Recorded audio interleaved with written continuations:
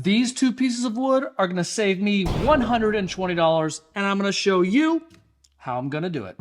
These are all the boards to each of the 5 cabinets that I'm gonna build for this wall right here for my shop.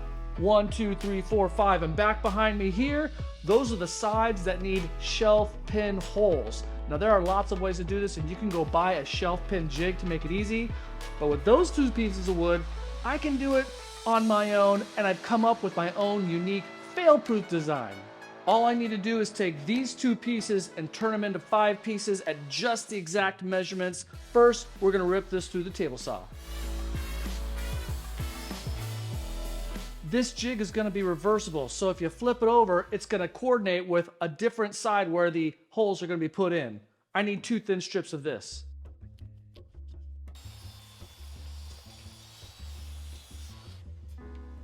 Almost perfect.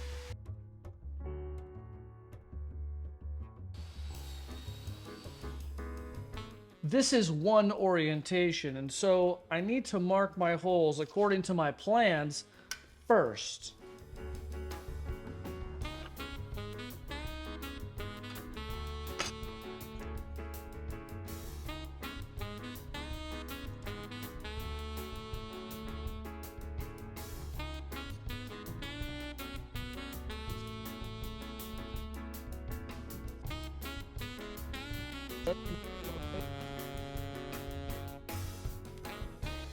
This orientation is all ready to go to be drilled.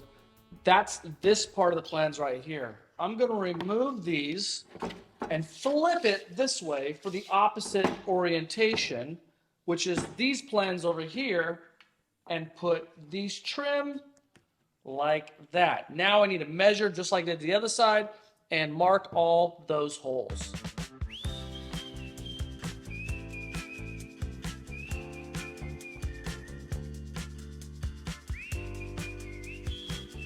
According to my plans, this row of holes will line up with the left front side of the cabinet, and this will line up with the right back side of the cabinet. So I put an RB and an LF to keep things organized.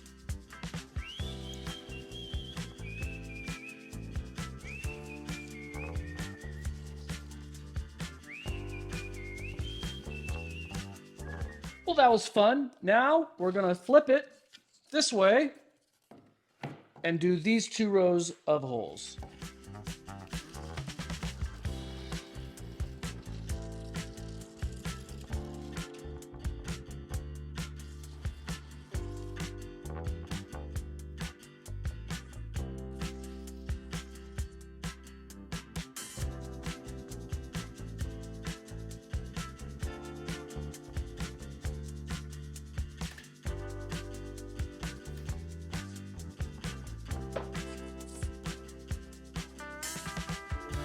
Now we're working on the other side, so we're going to switch out our viewpoint and glue and fasten these pieces in this direction.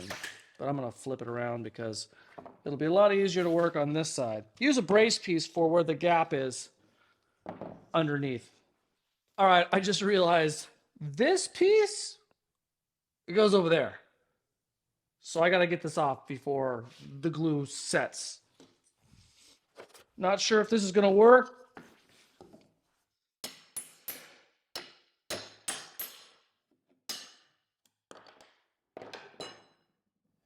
Well, that didn't go so bad. Okay, let me fix this and we'll be right back. All right, I'm back with the new piece that I just cut off camera. Lesson learned, when you flip it around to make it more convenient to put this piece on this side, make sure you put this on the right side, the correct side. So, here we go. Let me go over a few things that I have learned while using this on scrap wood behind the scenes, just to do some troubleshooting and see if there are any things that I need to improve on. And I did discover some very important things if you decide to build this jig. So let's go through them.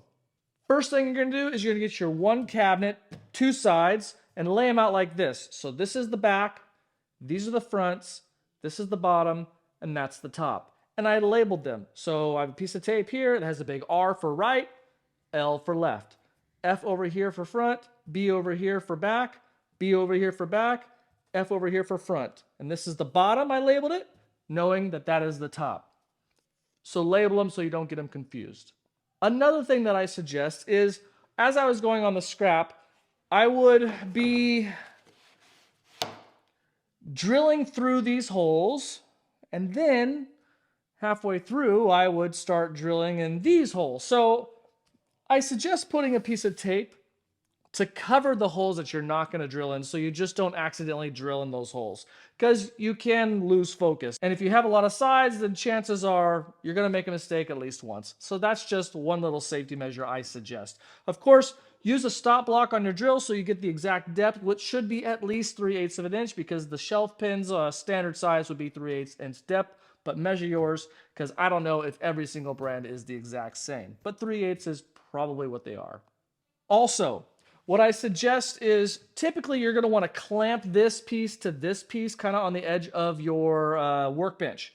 So it would be natural to put one clamp here and one clamp at the very end, and I suggest not doing that. You want to get clean holes when you drill through, so what I suggest is putting one clamp on the end and one clamp here, and just drill in this section, then move your clamps over and drill in that section so you get better zero clearance when you're drilling in. Also, when you're drilling in, I tried different techniques to get the best and cleanest hole without any tear out.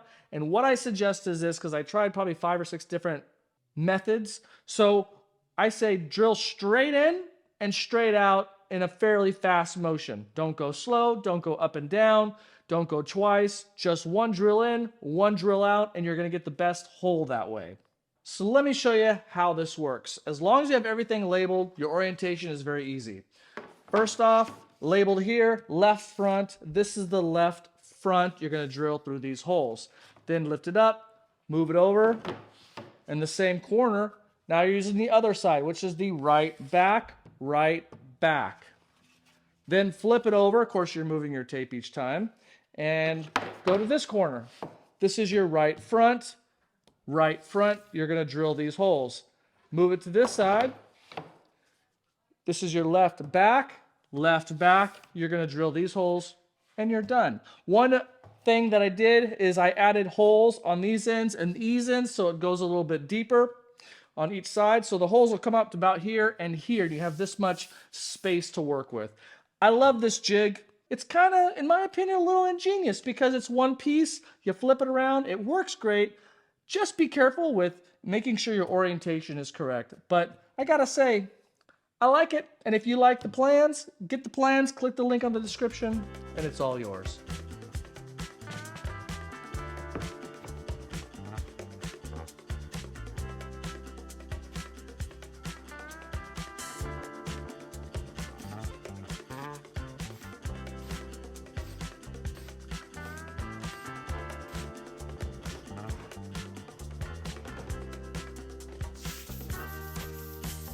Like I said in the beginning of this video, this jig has saved me $120 just by using 2 pieces of scrap wood. On the Rockler website, they are retailing a shelf pin jig for $120. You can get ones that are cheaper. I think the cheapest is like $20 to $40, but really you're not going to get much out of that one. And I think the right way to go is to get the professional $120 one or make your own. And I made my own. I'm building these cabinets right here on this wall, and I am so pumped for how they're going to look and really open up the possibilities of my wood shop. If you're interested in watching this video, I'm going to leave it up in this corner right here. Click on that and watch the entire build. If it's not there yet, it's coming. Click on the one that's already there. That's just the one that's there. Click on that one.